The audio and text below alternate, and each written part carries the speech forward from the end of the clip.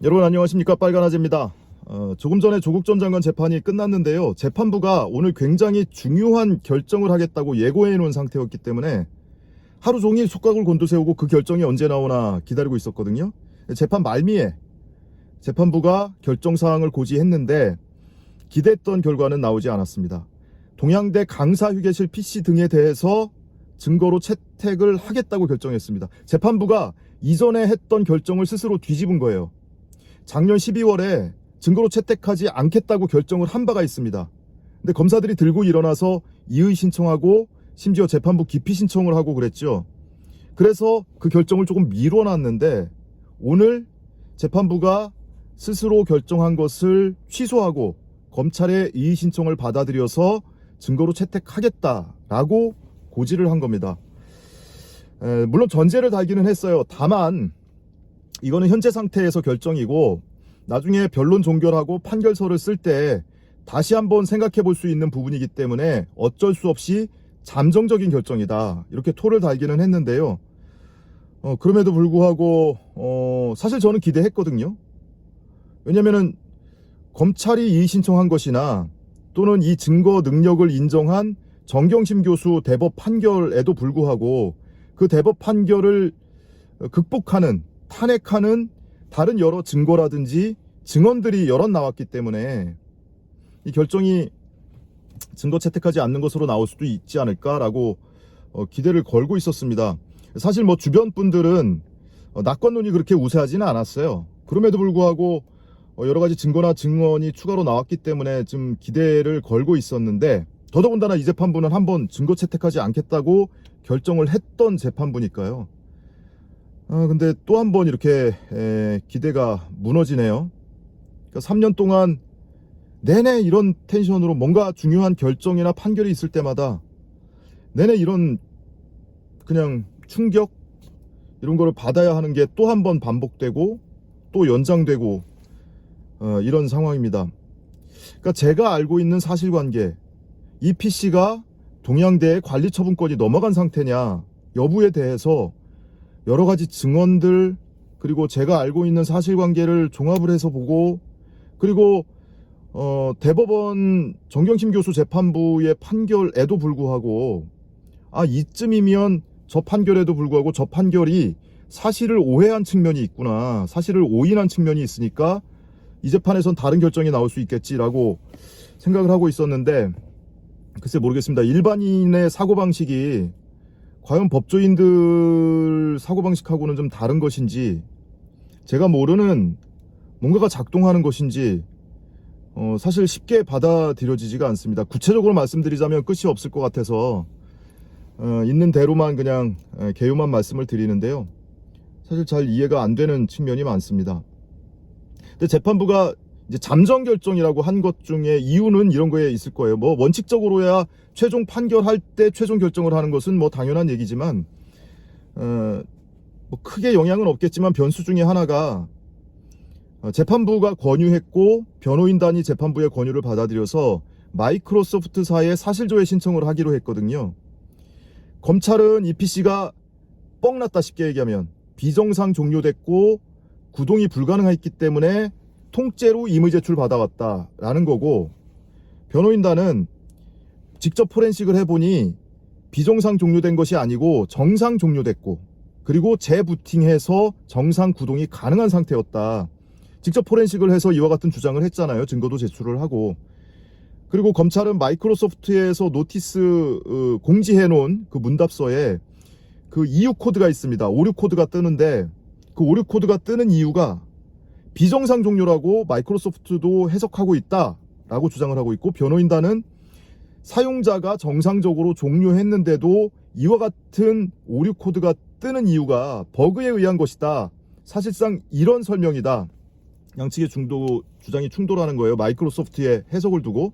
그래서 보다 명확하게 마이크로소프트의 해석을 문서로 받아보자 라는 것인데, 그걸 받아보면 설사 변호인단이 주장하듯이 이것은 정상 종료된 게 맞고요, 버그에 의해서 이와 같은 이벤트 로그 오류 코드가 뜨는 겁니다. 사용자가 정상적으로 종료한 겁니다. 이렇게 해석해서 만약에 회신을 한다고 치자고요. 여러 가능성 중에 이제 제 기대가 많이 섞인 가능성 중에 하나죠. 뭐 반대 경우에는 이거는 검찰이 주장하는 것처럼 비정상 종료된 게 맞습니다. 뭐 이렇게 주장할 수도 있어요. 근데 전자의 경우라 하더라도 재판부가 최종 판결서 쓸 때 다시 한번 입장을 번복할 것인가? 그럴 가능성은 별로 크지 않아요. 사실 뭐 지금 멀쩡하게 이렇게 말씀을 드리고 있지만 마지막에 재판부가 이런 결정을 고지할 때는 정경심 교수 항소심 판결 나오던 날, 그리고 대법원 판결 나오던 날 받았던 충격 만큼은 아니라도 사실 지금 기대가 또 한번 무너지는 거기 때문에 많이 좀 혼란스럽기도 하고요. 여러분께 좀 반가운 소식을 전해드릴 수 있지 않을까라고 일말의 기대를 갖고 있었는데, 그것이 완전히 오늘 뭐 다시 한번 또 허물어지고 앞으로 또 고난이 또 한동안 또 계속되겠구나, 이런 날입니다. 오늘 사실 뭐 이 결정 사항이 가장 중요하기 때문에 이거를 말씀을 드리지만, 법정에서는 변호인단의 서증조사가 있었거든요. 그러니까 입시와 관련된 혐의 외에 뭐 재산을 허위로 등록했다 뭐 이런 부분에 대해서 굉장히 유의미한 새로운 증거도 제출이 됐고요. 변호인단이 서증조사를 통해서 여러 가지를 주장을 했고 의미 있는 내용이 많았는데, 오늘 가장 중요한 결정사항이 이거기 때문에 뭐 다른 그 변론 얘기 또는 공판 얘기를 전해드리는 게 지금 상태에서는 모르겠습니다. 나중에 뭐 기회 있으면 또 말씀을 드리게 될지 모르겠는데, 현재 상태에서는 그러네요. 재판부에서는 오늘 원래 정경심 교수 사건을 종결을 하려고 했었어요.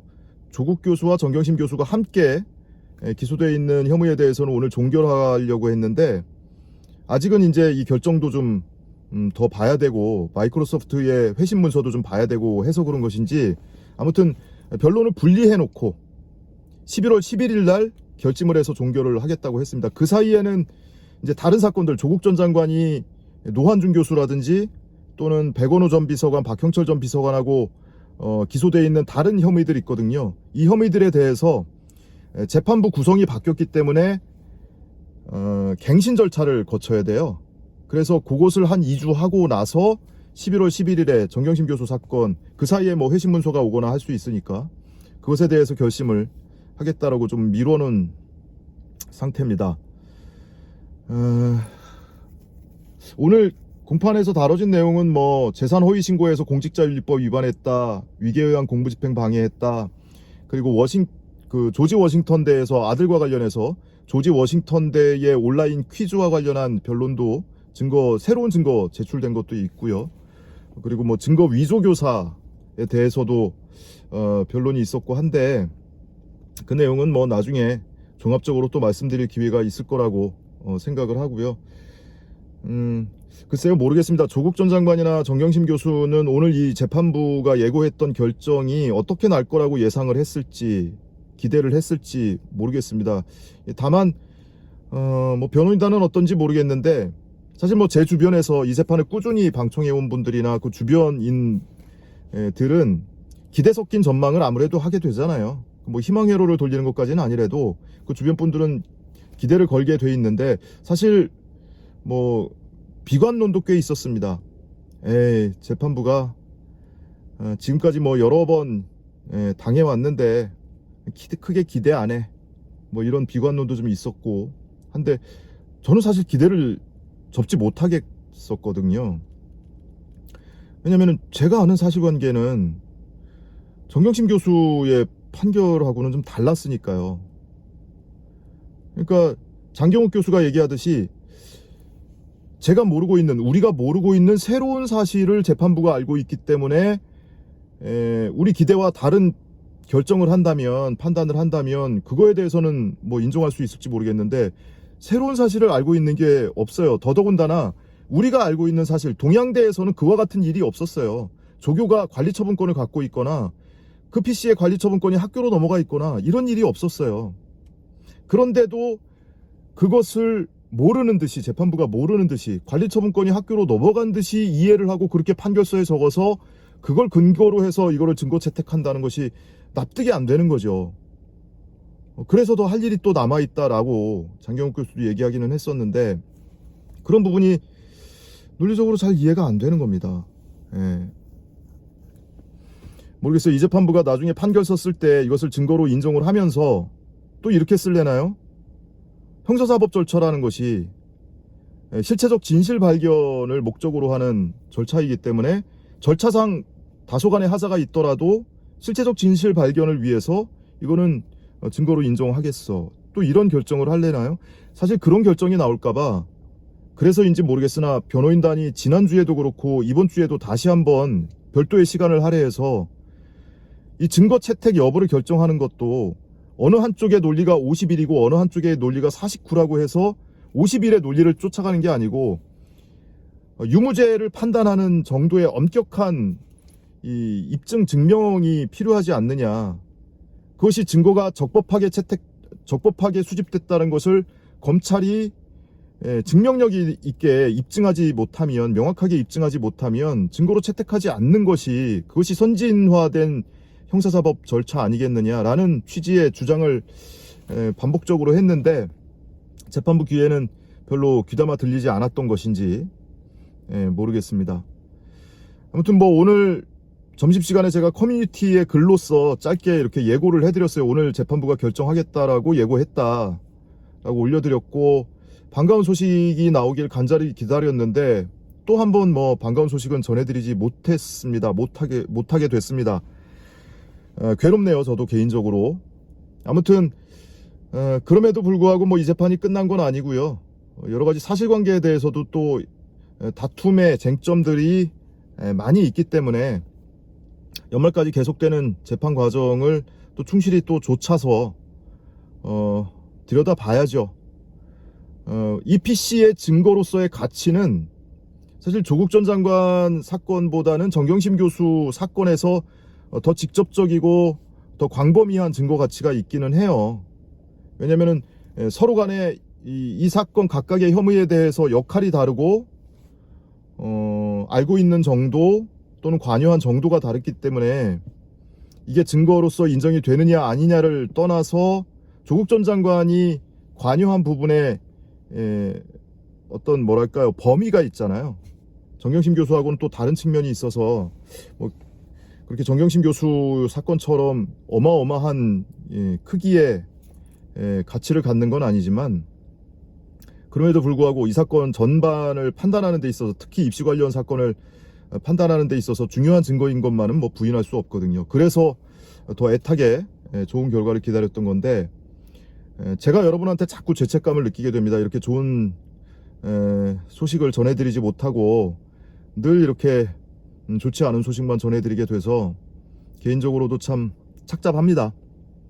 어쨌든 좋은 소식이든 나쁜 소식이든 있는 그대로 여러분께 전해드리는 게 제 의무고 도리라고 생각을 해서 지금 뭐 심정은 저도 뭐 많이 안 좋지만 이렇게 소식을 전해드리고요.